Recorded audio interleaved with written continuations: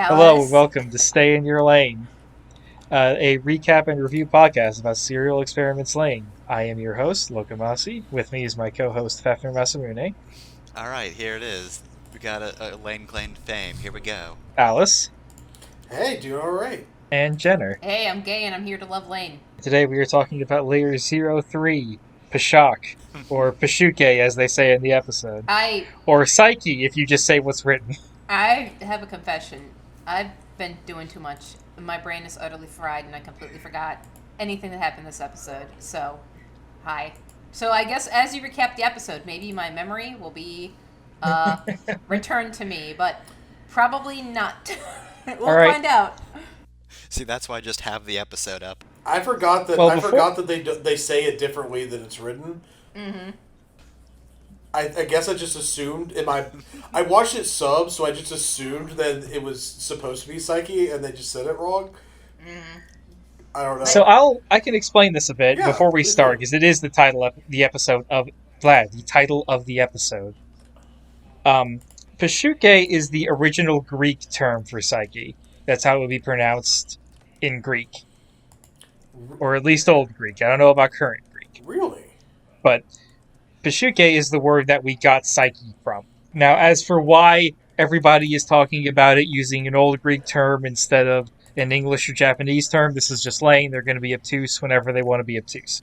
Yeah. I do have a beef because I've seen people complain about the English dub pronouncing it Pashuke, but I checked, they say Pashuke, the Japanese dub, because they're using the Greek word, because they're being obtuse.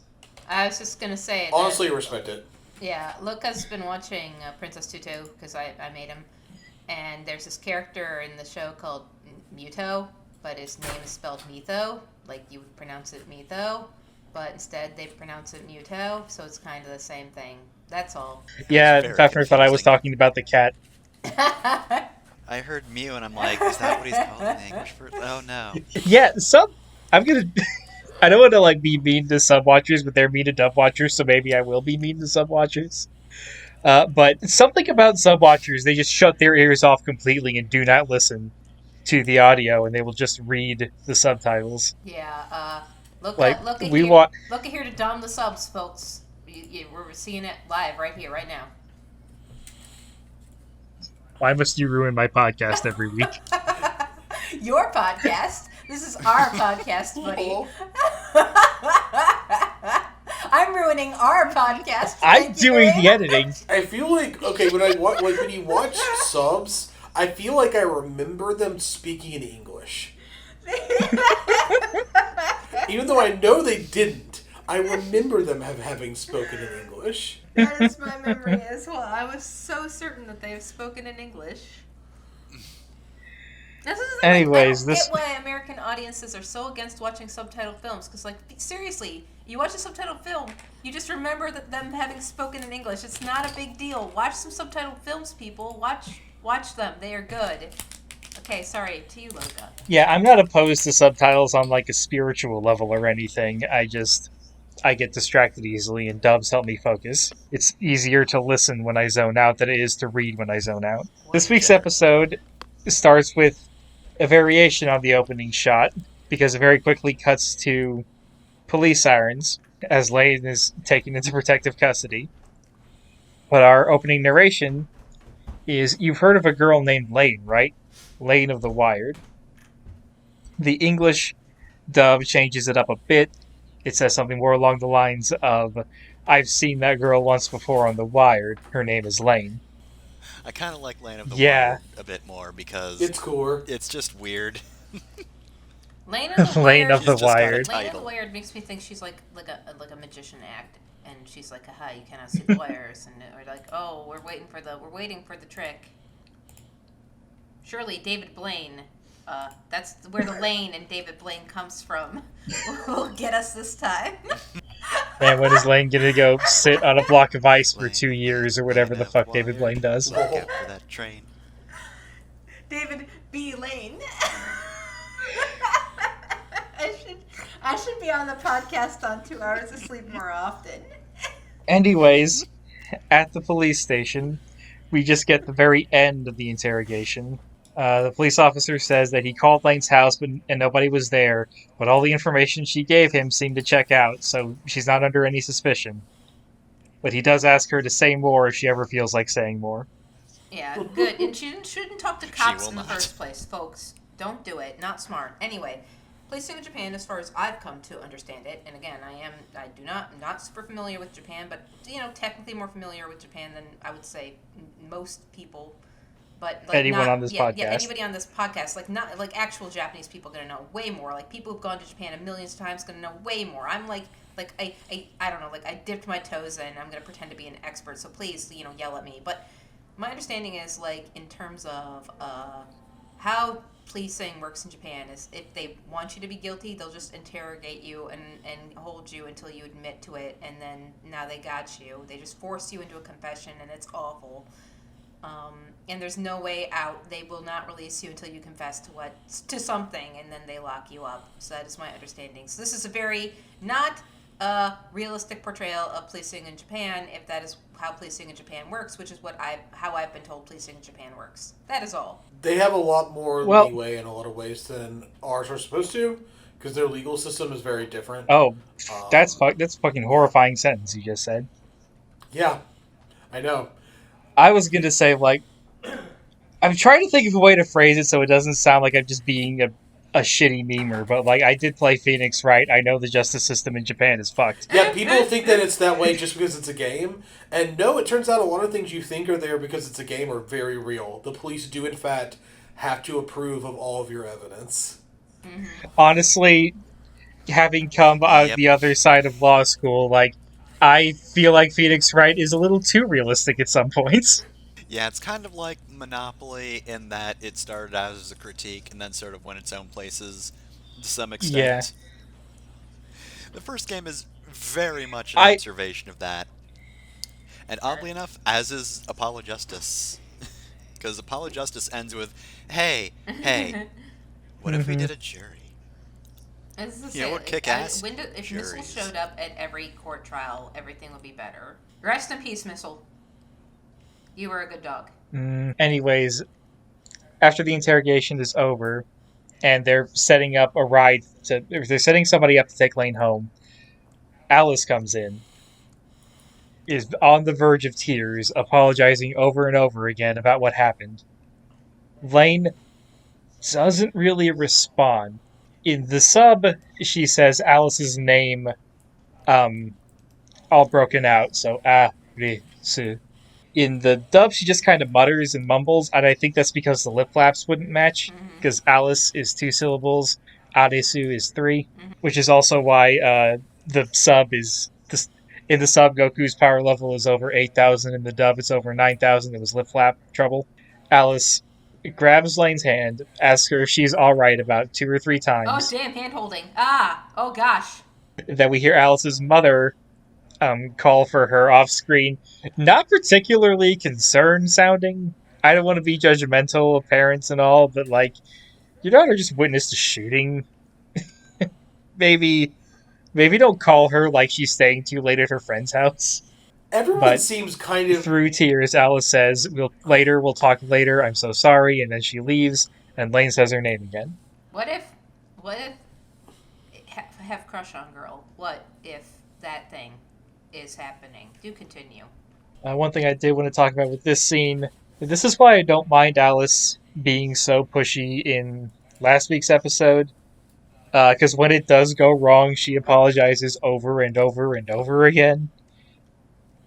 She felt Even though the thing that... Like, my spin on Alice, and again, I'm not the foremost Alice expert here, that's the person actually named Alice on this podcast, is, like, Alice just really understands that, like, Lain is a shut-in, and she felt she had to be that pushy to get Lain to, like, get the fuck out of her shell and start opening up to people. But then, like, it went horribly wrong, and that's why she's apologizing so much. And as I said, like, it's like taking somebody out and being like, oh, it's your first night out, let's go, do the most outrageous thing ever. Like, come on, you gotta do baby steps here. Alice went a little big, but she gets it. Sorry, back to you. But, like, yeah, but it also backfired in a way that, like, she probably couldn't really have seen coming. Like, I don't know. There's a dude at the club who is creepy and hits on Lain, and they have to leave earlier than they want. Like, that's the kind of ways it can go wrong you expect. don't expect there's going to be a shooting. The other thing I wanted to mention is that it's pretty clear that Lain wanted to say something to Alice, but I really don't know what it could be. I felt myself wanting her to have any spoken reaction to what she had seen. Like, she obviously has a reaction, but And it's so yet, nonverbal. Have you ever seen a girl so hot you literally cannot form words because she's Lol. hot? Or, like, words just do not to brain come. And girl just so hot. I keep wanting Lain to have something to say about her own experience, and it's almost maddening how much she just doesn't. Like, she obviously Yeah. is affected, but she doesn't seem to be either unwilling or unable to articulate about it, and it's maddening, but it also keeps me watching because I really wish I'm so desperate to know what you actually think about any of this shit. It's just like jazz. It's all about the notes you don't play. That's it. Next scene, Lain arrives home. There is no one home, and it doesn't look like anyone has even lived there aside from Lane's room. The computer's there. Yeah, the Lane's room computer's is fine. Her stuffed animals are still there. Computer's There's always nobody asleep. There's no notes. This is another thing that, like, people come back to and try and find an explanation for. And there are explanations that I like, but I can't talk about any of them. So does anybody else have a theory as to why there's no Mika, no Yasuo? I don't remember her mom's name, but no mom. I mean, I have one. My but... theory I- is... Go ahead. Oh, no, you go first, Jenner. I'll go second. No, mine's dumb. So start Oh, serious. I mean, my theory for a lot of the shit in Lain is kind of the same theory, and it's that so much of what we see is filtered through Lane's experience, and Lane's so obviously... I want to say disconnected, but she's probably more that she's connected in a very different way. And, of course, sometimes we just don't see people because Lain, there's no room for them in Lane's perception. So she just filters them out sometimes. Oh, that's actually, you're just basically serious to my joke. Because I was going to say, look, obviously the rest of her family just hasn't logged into the VR yet. So they haven't booted up Second Life. They haven't come in yet. It's fine. I mean, kinda, Like, she doesn't have the runtime for them right now, so they might as well not exist because she's obviously so fucking overwhelmed and doesn't really have enough brain space for them right now. I'm glad you went first so that you could, say my joke serious. That was good. Alright, one thing that I did want to point out about this sequence. Lain checks her email one more time, and as she's leaving, she says, "Good night, Navi." And the Navi says, "Good night, Lain." And then Lain stops in her tracks and turns to look at the computer. I think it's sad, because to me it implies that nobody's told her good night before. Oh, Or nobody's responded to her. sad. Maybe she just didn't expect the computer to respond because it's a computer. But the idea that, nobody's ever said goodnight back and now the computer says it, it could lead to a very strong addiction to being online. Wouldn't know what that's like. The homies Anyways. in the Discord chat are always going to tell you good night. I would like to note the opening of the next scene has the stuffed animals not silhouetted, except there's a very bright light, so they're just Differently ominous in a ominous. different way now. Now we're in a Kingdom Hearts endgame. Lain is in the light. castle that never was. But yes, when Lain wakes up, there are people there. Mom is back and she's cooking like nothing has happened. Lain's mom just says something along the lines of, "I can't believe you're in middle school and you're still waking up late for school." It's like, Mom, I was shot at last night. But Mom doesn't know because Lain doesn't tell her. Mm-hmm. Lain goes to say something and then decides, oh, never mind. Yeah, I guess that's not important. Lain, I know she doesn't care, but please talk to your mother. I mean, I felt like she was about to. She's starting to do so in the sub. And her mom's response is so hostile and cold that she's just like, yeah, this is why I remember now why I don't talk to you ever. We get another shot of Lain walking to school. This time, instead of a man, there is a car. And as she walks by the car, laser sight points out. Yes, it's Tom Clancy's Splinter Cell. I don't think we see that part yet. We get to that, but the windows are tinted and rolled up, so we just see the laser sights. It's an unfortunate coincidence that Lain had this encounter the previous night, because that was actually just somebody playing with their cat in the car. But yeah, I was going to say, we in the audience have only seen one other laser sight before this, and that was on a gun. So we have been trained to see a laser sight as coming from a gun. And Lain associates that laser sight with guns, because once she sees the laser sight, she immediately books it. As he would. Lane. This is a pro gamer move, folks.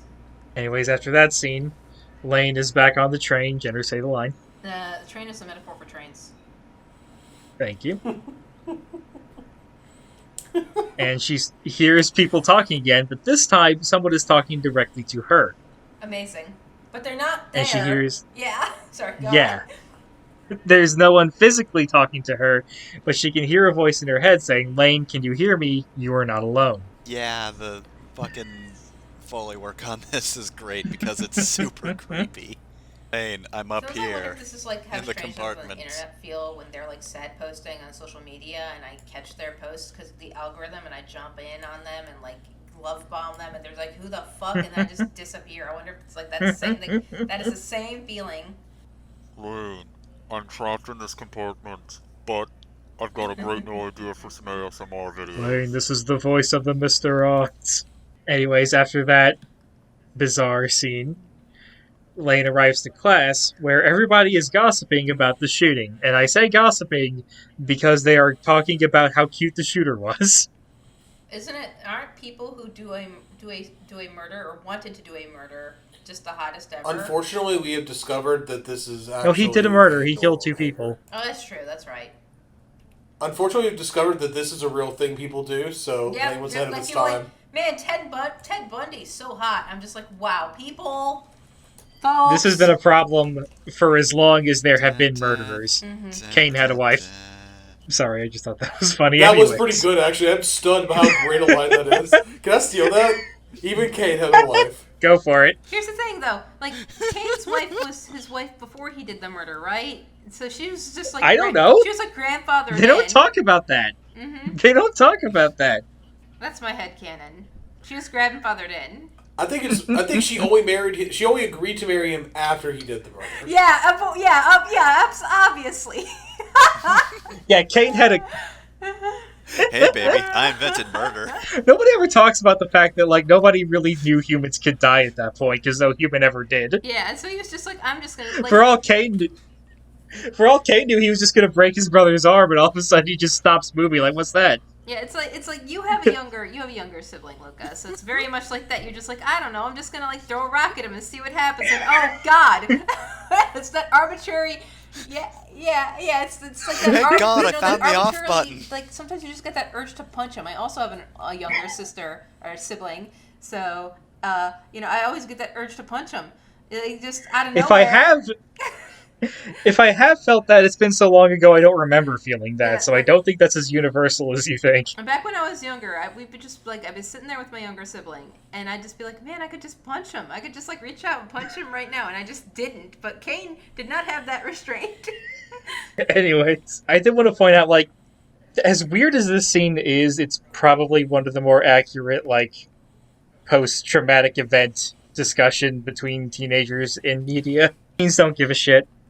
Especially if it's been a whole night. Everybody slept since then. That shit may as well have been, 10 years in the past. It doesn't come up that often because, let's be honest, who wants to write this? Just, here's the part where the teens are like, Here's the guy part who where the shot teens 2 don't take people's this real seriously at husbands. all.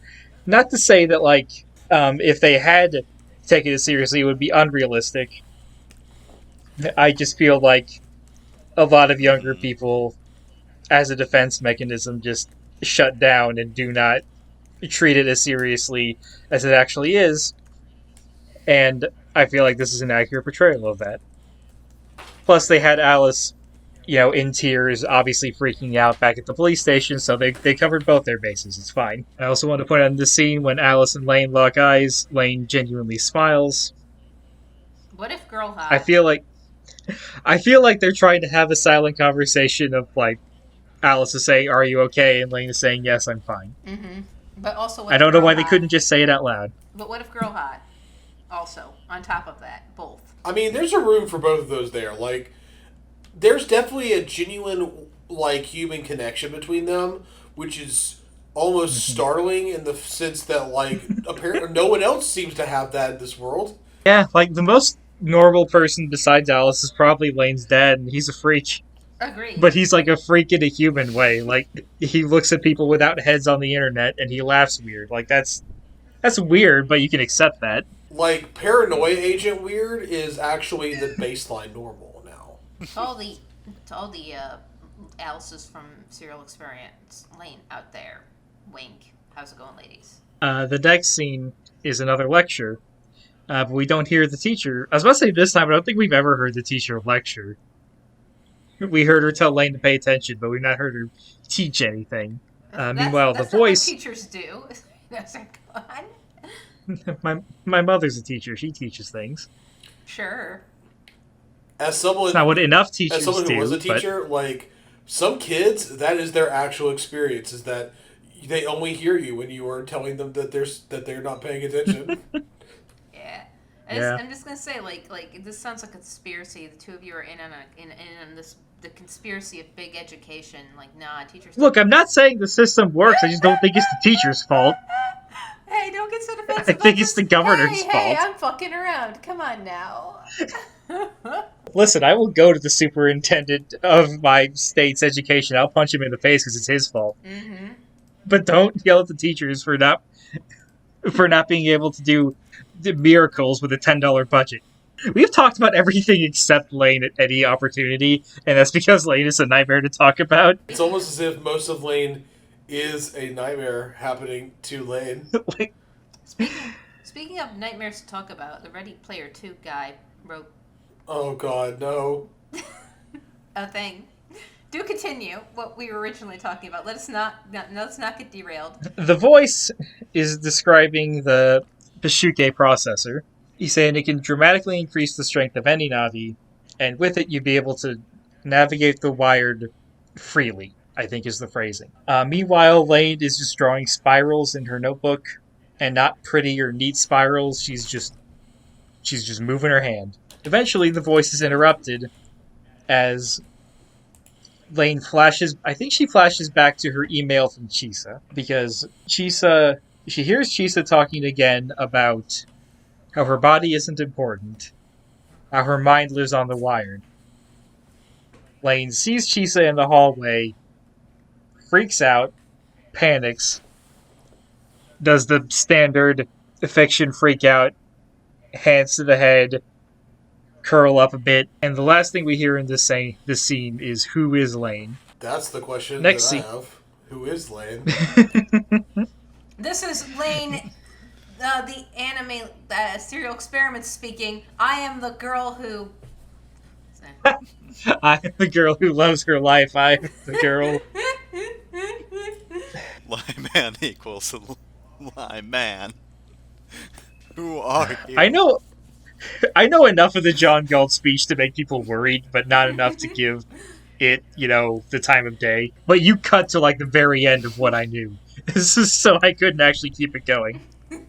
Anyways, on the way out, Alice is just standing in for the audience that is, like, watching, just desperately shouting at the screen what is happening. Because she says, I think there's something seriously wrong with us. We saw 3 people get shot last night. We're talking about it like it was in a movie we saw. Aren't coping mechanisms from trauma really cool and healthy?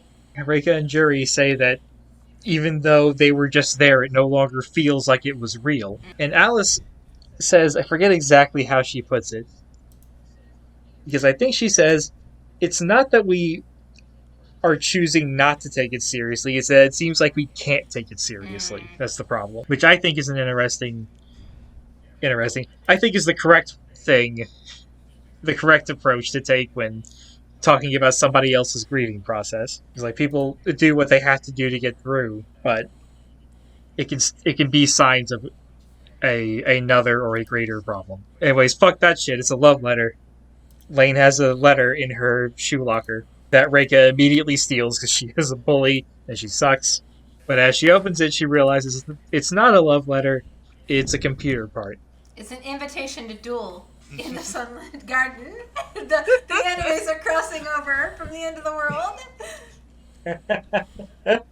Oh no, somebody kidnapped the Lappy. God, now I just want to see the trifecta of weird anime with like the protagonist shuffled around. What would Utna do in Serial? She'd just start beating everybody up. She'd be done by now. The guy pulls out the gun, and before he can shoot anyone, he's already knocked to the floor. I want to see Una and Ava. I want to see Una pilot and Ava and just go fucking ham. You know what? Ava needed 2 Oscars. Mm-hmm. Anyways. That's a good opinion right there. It's not what I actually think. I think that the character composition in Ava is very good the way that it is for a very specific reason. But anyways, this isn't an Ava podcast. What if it is, though? What if we just make it one right now? Hey, joke's on y'all. The next scene is our replacement for the psychedelic text scenes. We still get psychedelic backgrounds, but now we get voice clips. Nice. When I was watching, this is the point where it really clicked for me that, like, oh, that those weird interrupting scenes were things that people were saying on the internet. In the first episode, it was all based around stuff Chisa had said, I think to help people link it together, even though I didn't really. The second episode, it's a bit more varied. We get some people complaining about drug prices. This episode, when it's the voice clips, one after the other, and I think you can process it easier, it's more obvious that Lain is just surfing the internet and reading whatever she stumbles across.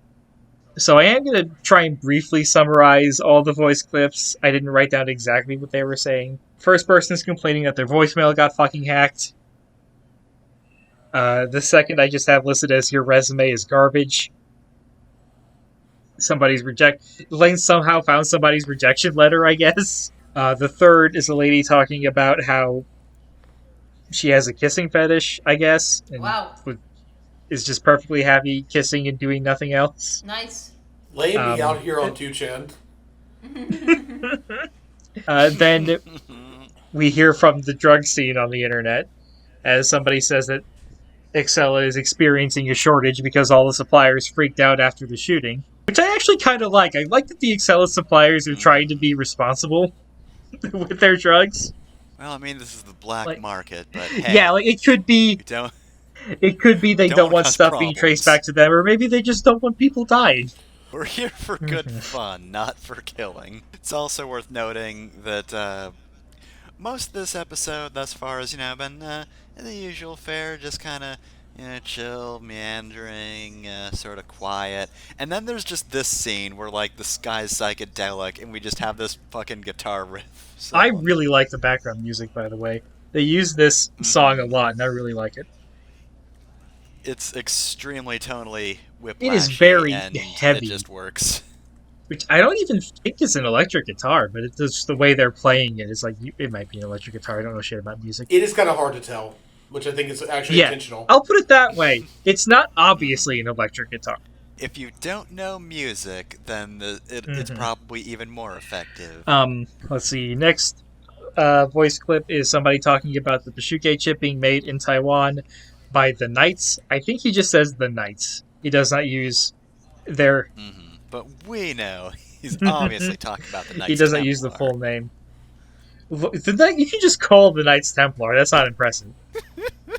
He does say they may not exist, so it's definitely not the Knights Templar, because their number is on Google. We know we can find them. Then I have somebody whose rant I just summarized as dying fucking rules. There's the guy who gives the I feel accelerated line. And then, one that I can't say something about that's probably obvious to a lot of people, but I want to talk about it. There's a small child in a Freddy Krueger cosplay staring at me while I try to sleep. They're very obviously talking about sleep paralysis. But this came out in, 98, and I don't know how common knowledge of sleep paralysis was. I certainly didn't know about it, but I was 3. I do like how... Two things. One, I like how Lain predicted Tumblr. And two... I like how, there's this common, the people who have sleep paralysis, I'm friends with several of them. I don't have it myself. Talk about how it does feel like you're being like there's a demon, right, or like a ghost, or like they refer to it in that same way, like with those same kind of words, and it's so eerie, like how it's such a like a similar experience for all of them.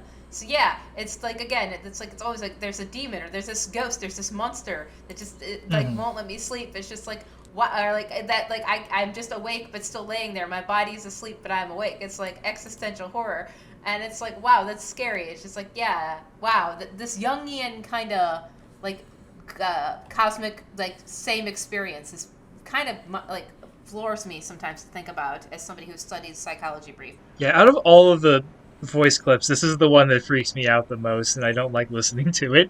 The description is very vivid.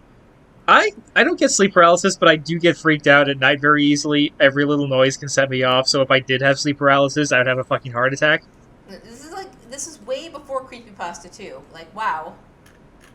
This was around the time of creepypastas. Back when like creepypastas were actually things you copy and pasted. Mm-hmm. I'm thinking like Bloody Mary creepypasta. Mm-hmm. Yeah, true. Valid.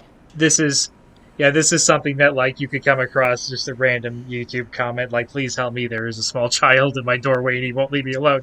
I went and said Bloody Mary in the mirror 3 times, and then I convinced Bloody Mary to come vote with me. I like the SKCD comic where he puts 2 mirrors facing each other and says Bloody Mary 3 times, just 1,000 Bloody Marys pour out of the mirrors.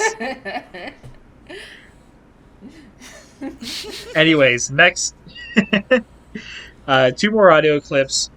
There is a blackmail. Somebody is threatening to release pictures if this other person does not talk. And then the final thing we get is Lain, why won't you come here? I mean, we've made it look so appealing. Come to the Wired. We got Kissing Fetish Lady. We got Dying Fucking Rules. We got Small Child in a Freddy Krueger cosplay. It's like, if you do want people to stay off the internet, this is one of the best ways to do it, is just show them, like, the worst aspects of the internet and none of the best aspects of the internet. This is your conversation. This is your conversation on the internet. Here are Any questions? Here are all these batshit people. Will you meet people online who will become your friend, like some of your closest best friends and like most great, like best relationships you've had in your life for like the next 3 years? Yes, but instead, look at this dude who has a fetish for rubber chickens. Instead, don't you want to get on the internet? Look at this fucking shit. So I feel like this is the first scene where we actually see Lain. Yeah, not just internet. on her email account. She found Google. My new. She's been called The Wired, but now we're just getting this scene where she's apparently just going over things she probably shouldn't even have access to. So all of a sudden, the name seems a lot more apt. My new theory is Lain is a technomancer. She just doesn't know it yet. Anyways, this. Oh, fuck you! Wiki. What? No, go on. What? No, you're fine. This wiki walk is interrupted by a new email, which is in turn interrupted by Yasuo. Lain pulls out the Pashuke processor, or the computer chip, asks Yasuo what it is. He says he doesn't recognize it. Twice. He's like, it's a really weird, like, he's all happy and cheerful, and then she shows him this, and he's just like, no. Like, instant change of demeanor, which means he obviously knows what it is. This is something that happens a lot in fiction, but this is one of my favorite examples, because Yasuo, up to this point, has been one of 2 points of normalcy, and he immediately bails. It's just like that, no. Lain, just don't use that thing. Look, it's incredibly powerful, but you permanently lose 1 HP every time you use it. It is not worth it. Do you want to be stuck with 399 HP, Lain? I don't think you do. I just think it's really sad when Lain said, I thought you would know what it was. She's like, oh no, she's learning that even her parent that does care about her isn't going to have all the answers. You gotta learn it, but it doesn't mean you gotta like it. After this, Lain decides to go the only other place she has heard people talk about computer stuff. She heads out to Siberia, runs into the laser tag car again. I think this time there are multiple laser sites, and last time there was only one. No, the sniper brought a friend. Well, snipers operate in pairs. Dang, can't believe they're playing with 2 cats. They're playing with one very overstimulated cat. So yeah, that's just an incredibly ominous sight when she just runs away, and the laser pointers are very clearly following her. Just right at the back of the car. Lain makes it to the club, which has a lot of people at it, given that 3 people got shot there last night. Oh, hell yeah, it's the murder Like, club. don't get me wrong. I'm sure there are people that would still go, but it feels like there's a lot. I feel like most people would be like, nah, let's wait. Let's wait a bit before we go back. Surely there won't be 2 shooters. I was just about to say, and then the people are like, what are the odds of there being 2 shooters 2 nights in a row? Come on. What's the gambler's fallacy? Anyways, yeah, when Lain arrives, she is... I don't want to say confronting because that sounds too harsh. Like, a guy walks up to her and very clearly seems to know her, or thinks he knows her, and asks her to help him plan their next rave, which is funny to me, just the idea of Lain trying to plan a rave. It's like the my thought on how we should trick Midori into planning the prom, so we get Dash Con the prom. It's the same energy. Sorry, we're talking about I would lose my shit. TTRPG campaign this time, folks. Sorry, go on. I would lose my shit if I walked into a rave and there was a ball pit there. Just like, hello, my name is Lain. Are you ready to get turned? Oh gosh! So because Supernatural made Death Steel canon, like Tumblr reawoke from a slumber and just went absolutely feral. And so like the joke is like, we're gonna do DashCon again, baby. We're gonna do it right because Tumblr came back, and I was just like, I'm logging. You've done it. You finally made me log up. I'm clicking away from this browser window and going literally anywhere else.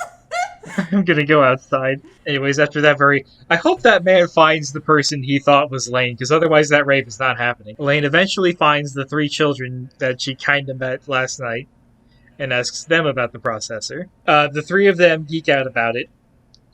Taro says, like, I could even get on the wired with this piece of shit, and he pulls out, like, a phone, I guess? It kinda looks like a gun. Yes, like a toy gun. The gun that you can browse the internet. I'm gonna tweet from this gun. I mean, when I tweet at somebody I don't like, I imagine that I'm firing the tweets from a gun. But yeah, the real question is, can you play Doom on it? This is important. like, I think they just tried to make something that didn't look much like a computer. Because they have to convey to the audience that this is a piece of shit computer, so he just pulls up nonsense. It's like, I can even get on the wire with this. Eventually, I never did learn the name of Taro's male friend. I know who Taro is, I know who Mew Mew is, but I don't remember the middle child. I mean, in this world, their name could be anything. But eventually, the middle child explains how to install the processor while Taro's demeanor changes. The kid implies that building computers is taught in a pre-8th grade class. Because he says, like, how old are you? Lain says, I'm in 8th grade. He says, okay, so you've definitely learned about informatics or whatever he says. It's just like, excuse me? No. I learned how to type. Like, every, 2 o'clock, I just fucking play Mavis Speak and fuck are you on about, kid? Yeah, I took a typing class that may have taught me about Excel a bit. I can't really remember. I didn't learn, I never learned the hardware stuff of computers, but I didn't learn how to use Excel until I went to college. I still don't know how to use Excel. They were teaching y'all stuff at school? I went to public school. Every morning I wake up and open palm slam a CD into the slot, and it is I don't know. Mavis Beacon teaches typing. I'm right there doing the moves alongside Mavis Beacon. I do every move, and I do every move hard, making whooshing sounds.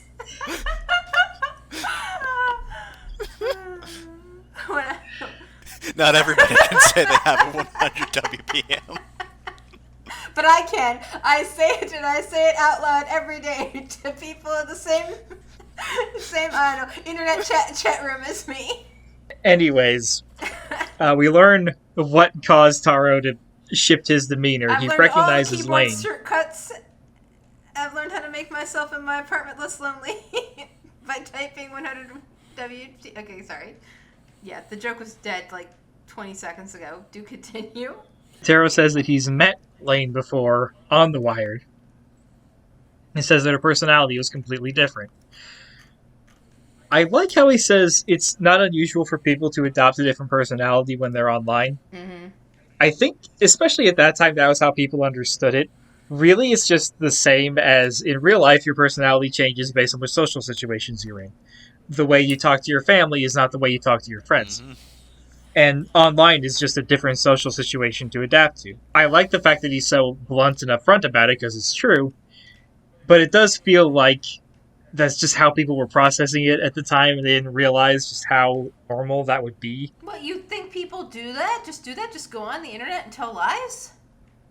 He didn't say they told lies, he said they changed the way they behaved. Like, And to an extent, people do, like, in the same, but we do this in real life, where, like, you kind of test out new versions of yourself bit by bit, The internet just allows you to do it more efficiently and more holistically, where you could try a new handle and pass your, and just make a jump into a new you and test it out, whereas before you'd have to do it in stages. Like, on the internet, I just changed my handle on Discord to say Alice instead of Kinnewolf, and I could just do that, and it's now a thing that exists tangibly in the space.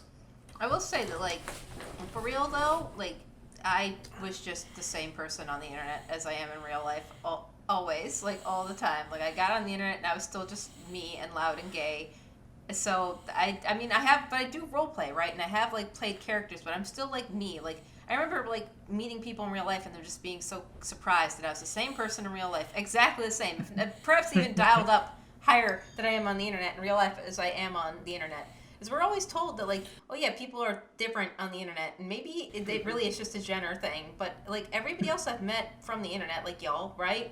You've all been basically the same person in real life as you are on the internet. So I don't know. I don't know how real that is. I think, like, the internet gives you that opportunity to kind of be yourself in a way, because of that anonymity factor, right? That just real life doesn't. Mm-hmm. That's all. And for instance, I didn't give a fuck about whether or not I got fucked over in real life. I was already myself out there. Yeah, I will say that I'm more talkative online than I am in real life, and I'm not particularly talkative online. I think that's the most common change, is that people become more outgoing and more willing to talk. Even if it's not necessarily to someone, as Twitter has shown us. I mean, can you imagine having human connection? Anyways, I gotta bring up the shitty thing that Taro does. He says that information doesn't come free, not here, not in the Wired. Lain has to pay, and he wants Lain to go on a date with him. But not Lain as she is now, the wild Lain, as he puts it. Lain does not take this well. Nobody takes this well. And Taro immediately... Sorry, go ahead. Finish up. Sorry. And Taro immediately backs off. Like, for me, the thing that pisses me off the most about this is the girl who's jealous. Like, I want you to be forcing me to go on a date with you and sexually harassing me and treating me like an object. I'm so jealous of this interaction. Like, that's all from me. Thank you. Ha ha ha, just kidding. Mm-hmm. Unless... I do appreciate that every time Taro tries to make a move on Lain, he is drawn to look ugly as hell. Mm-hmm. Just, full way of the animators letting us know, like, this is bad. We do not condone or endorse this behavior. This is what you look like. This guy just sucks. But, yeah, Lain does get the information for free because they all back off. Mm-hmm. And for what I think is the first in this series since the opening scene of the first episode, we cut away from Lain. We cut to Mika coming home. My notes are, sees men at her house, they say cryptic shit and leave. Mika got them to leave, so I think she won. They weren't there. Yeah, that's the cryptic thing they say, of like, how are the police going to do anything when we were never here? And then they just, like, walk away. Just fucking do the John Cena You can't thing. see me, my time's now. I think it might be the only time in fiction where somebody said, like, when we were never here, and then they just walk away instead of doing some nonsense. Oh yeah, we cut from that to Mika shouting at her mom about how there were weird people outside just a few minutes ago, and we don't see Mom, but we know she's not reacting. I don't care, sweetie. It's a interesting shift for Mika, because at first she was part of like the uncaring family that Lain had, but like now things are affecting her. So now she has problems. Now Mika's uncomfortable. Now Mika has to get involved. Yeah. Oh, now I've been inconvenienced. Now I actually have to give a fuck. Did people like that bother me? Why can't you just care about other people because other people matter? Other people are just as important as you. Hot take. I say uncaring. Mika did check in on Lain from time to time. That's It was true. just in a very bizarre way. And Lane's all kind of weird and distant, so I can get it. Like Lain, like pushing her away because she's weird and distant. Like, you know, Mika's made her made her good like attempts with her sister, and it's just like, yeah, I could accept that headcanon, right? But still, he's trying to talk to Lain on her level. Like, this is how Lain talks to me, so I talk to Lain the same way. Mm-hmm. Weird as hell. But for a much, I don't know if I want to say more natural, but more understandable. It's a completely different way from how she's interacted with Lain in the past, but she sees Lain altering her computer in her nightgown. And the two of them actually have a conversation. Like, they talk back and forth for the first time in the show.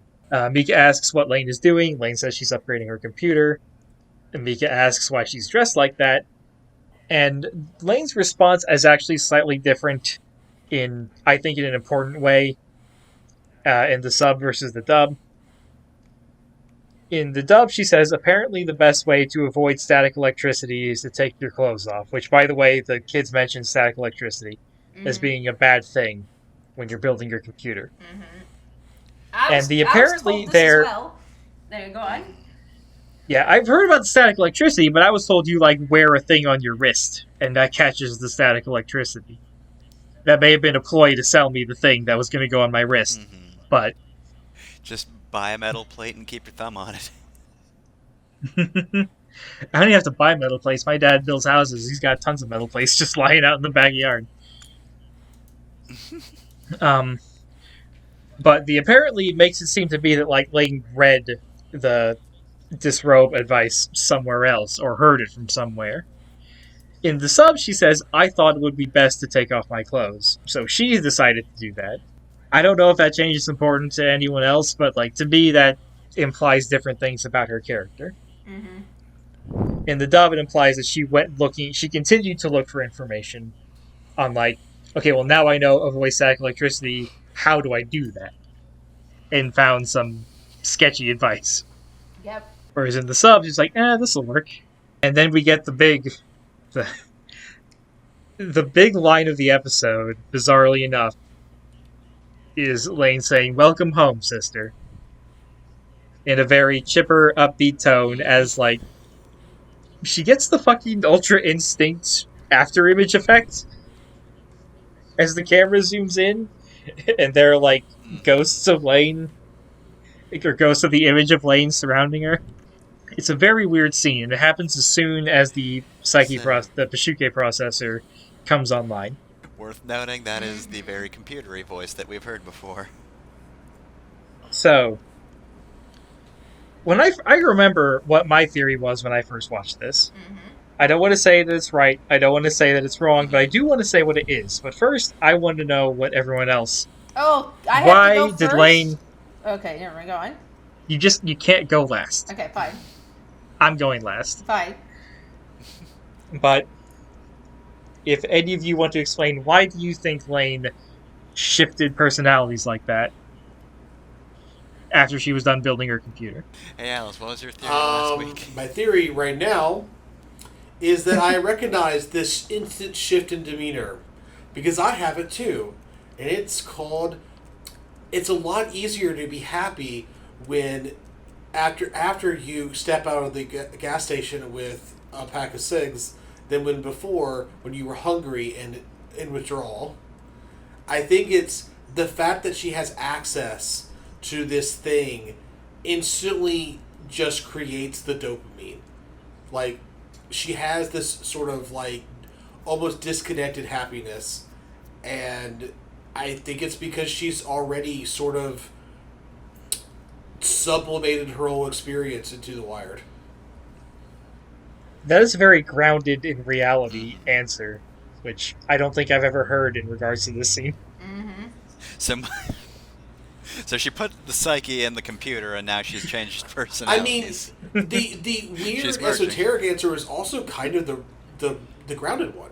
She kind of has like it's you could say like the computer is like it's the computer talking, but it kind of is. In the same way that anyone who has created an unhealthy addiction or an unhealthy relationship to a thing, or who is seeking to use a medium to dissociate through, in the same way that that thing is kind of living through them, the computer is living through Lain. They are kind of connected now. I think Jenner wants to give us a joke answer, so I will say what my theory was first, because I don't think it'll affect her answer. Because everybody had talked about, not everybody, but so many people had talked about seeing Lain on the Wired, and there was that other Lain at the club, I thought that there was some part of Lain, some part of her soul, some part of her consciousness that was on the internet. And once the connection to the internet was strong enough, Lain immediately downloaded that part of her personality, and she acted different. Her bandwidth is amazing, by the way, because that download was instant. And the personalities, that's got to be like a terabyte at least. I feel like our reads are actually pretty close to each other. You wouldn't download a personality.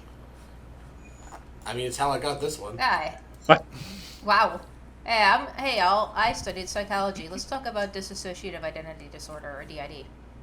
It's a mental disorder. Oh, fuck, you had a serious answer. I'm sorry. Yeah, characterized by the maintenance of at least 2 distinct and relatively enduring personality states. The disorder is often accompanied by, like, memory gaps. And it's, like, more than just, like, forgetting things. It's just, like, stuff happens and you're just not there because something else is. It often occurs in people with, things we've mentioned in this episode. Post-traumatic stress disorder. Personality disorders, like people with borderline personality disorder and avoidant personality disorder, people with depression, people with substance abuse, people with conversion disorders, somatic disruption, eating disorders, obsessive compulsive disorders, sleep disorders, I got those, self-harmers, epileptic seizures people who have suicidality, often also have dissociative identity disorder. This is one of those things that psychologists have like really, really ruthlessly kind of pathologized to the point where they'll institutionalize people for this stuff, and sometimes it's not a bad thing because like the splitting is really dangerous, but sometimes these people are just living their fucking lives. Leave them alone. Those people we now know as plural people. I don't think there's actually anything bad about being plural. I don't think as long as you're not like in any distress or causing any harm to yourself, it's fine to be plural. I don't care how many people you have in your head. I'm gonna love each and every one of them. With me, as like somebody who studies psychology, that's been my main thing. It's like, why are you gonna medicate somebody who's not in any distress? If somebody just comes to you and says, I don't know, sometimes I just like have a weird person in my head and it's fine, and you just like throw a million pills at them, fuck off, get out of the profession, leave them alone, right? They're not hurting anybody, it's not bothering them, they're not in distress, they're not crying over it, it's not ruining their fucking lives, right? If they're fine, then leave them alone. That's my spicy hot take. Everybody's too over medicated. That's my rant. All right. Anyway, plural people rule. I was diagnosed with dissociative identity disorder for a while. I think I'm fine. But anyway, the real answer is that Lain's been possessed by ghosts from the internet. I like that your HVAC died as soon as your answer finished. You're done talking. All the important things you could have to say. It felt to done. be more like Cool. when the background music does a record scratch.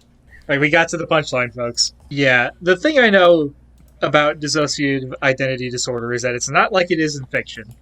I don't necessarily know what it is, but I know it's not like it is in fiction. You don't just hear your other voice by, picking up a frog and pretending it's a phone. Oh god, I cannot remember the character's name. But I've read that one of the, bizarrely enough, one of the better depictions of dissociative identity disorder in fiction is in A Phoenix Wright Witness. Because he displays a lot of things that show up in real life plural people, but never show up in fictional plural people, and the only unrealistic thing is that they're all happening to one person. Mm-hmm. Like, normally this would be spread out, but you only have one plural person in this game, so it felt like somebody did their research and they wanted to cram all the research in, even though they probably shouldn't. I've done a research to make this checklist. It's just like, But again, probably better than, alright, here's this gang leader, and anyway, here's the other identity, he's a twink now. better than, I don't know, Green Goblin in the first Spider-Man movie. But yeah, everybody else went first and also all had really good theories. But, like, clearly this other Lain has always existed, so I don't know if the psyche chip was ever even really needed, per se. But yeah, there's now a very clear connection between E-Lane and Flesh Um, Lane. just so you never have to say Flesh Lane again, I let's just do go have with to Lane and Lane of the Wired. But yeah, it is weird though, because we had the scene earlier before she actually puts the thing in the computer, where she's going through just a whole lot of internet, seemingly as her normal Yeah. self. But now I'm kind of wondering if that was, which is why I again say, it might not necessarily be a new connection by putting this thing in the computer. Might have just I strengthened will- it or something. I'm sure everyone remembers, but I will say it again. This is the second time we've seen Lane's personality shift like this. The first time being at the end of episode 2, where she confronts the gunman. And she wasn't online then. She wasn't anywhere near a computer. Or was she? I mean, she was near a gun, which, as we know, is a I computer. have a very important question. It's all just very computers important all the way down. If you cybersex your psyche chip self, is it incest or masturbation or something else? It's discourse. How dare you? I can't remember how that Onion article options went. I will not be taking questions at this time. It's a form of praxis, and in this essay I will. I would not fuck my e-self because my self-loathing is that strong. Not only would I fuck my e-self, but I would make 1 million e-selves and have sex with every last one of them. That's how pro e-self I am. Or pro e-self fucking I am. You look having sex with your twin. Wrong and bad. Alright. Does anybody else have any comments before I move into my ending bits? We have to ask Alice, as the foremost Alice expert, how she feels about Alice so far. I'm happier with Alice in this episode than I was in the episode before because we get some more confirmation. Alice's pushiness is motivated by her genuine, honest feeling that she wants Lain to be happy. And when it goes horribly wrong, she blames herself and feels like, Lain wouldn't have been here if not for me, and wants it to make it better if she can. And I find that really endearing. I like this Alice. Finally, the Alice representation you deserve. It's true. Something that, in hindsight, I realize I really appreciate. At no point during Alice's just tear-drenched apology I'm pretty sure she never says the phrase, "Can you ever forgive me?" Because I don't think she cares about being forgiven. Mm-hmm. I think she wants Lain to be alright. Mm-hmm. I might be wrong. I feel like I can imagine the dubbed voice for Alice saying that, but I don't know if I actually heard that, or if my mind can just recreate that. No, I mean, she seems genuinely remorseful, so yeah. As we all know, the best apology is change behavior, but I don't know. I guess just stop taking her to clubs. Yeah, she's working on it. Give her some time. We'll see. We'll see what happens to Alice going forward. Mm-hmm. You can find The change of behavior I don't think is super bub. obvious. I already made this joke like 20 times last episode. Sorry. You're gonna party like it's your birthday. We're gonna sip Bacardi like it's your birthday. And I don't fucking care. It's not your birthday. You were gonna ask their Anyways, question? I don't think I have any other things to talk about for this episode. If anybody else does, please speak up now. Now is the time where I ask my co-hosts what they think the plot is. So, Alice, what's the plot of Serial Experiments Lain? A girl named Lain is trying to understand what it is to be a mind, an infinite thing, inside of a finite body, while also trying to understand why she doesn't feel connected to the rest of the world, which doesn't feel real. And while all that internal stuff is happening, she has accidentally discovered some kind of terrible internet apotheosis thing that may or may not either be an AI or her. Or ghosts. Gotta tie it into your first two theories. TLDR, Lain is becoming God on accident. That is my new theory. Oops, became God.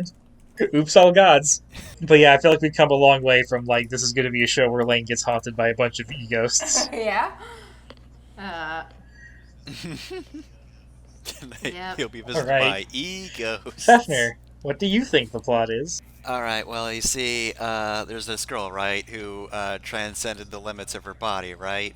And then there's something about God in there. But surprise, turns out Lain already did that. She's just the internet, I guess. But also IRL. And the IRL portion doesn't understand that, or really much of anything going on around her. But joke's on God. The internet is just the realm beyond just our mortal human consciousness. It's made for porn, but okay. Alice 5 episodes from now. In-show Alice, I should say, not real-life Alice. This is Lain. She's my internet girlfriend. I thought you meant real life. No, she is the internet, and she's also my girlfriend. TFW, you are the eschaton, and you immanentize. Am I going next, or that face when you were a god, but you're the god of the internet, so you're just the god of weird fetish porn. Mm-hmm. Am I going next because mine's a joke, or are you going and I close out? I forget how this works. I can't participate in this because I know what the plot is. Okay. In theory. So you're up. I'm still of the opinion that this is a slice of life anime where every episode is a different message for us, and so in line with that headcanon, I have determined that this episode is about how important healthy, heterosexual, platonic relationships between two people of the same sex who are just very good friends are, and nothing else. I'm glad that you didn't bring any of those terrible alternative lifestyles into this healthy, wholesome anime. Yeah. This is a good Christian anime.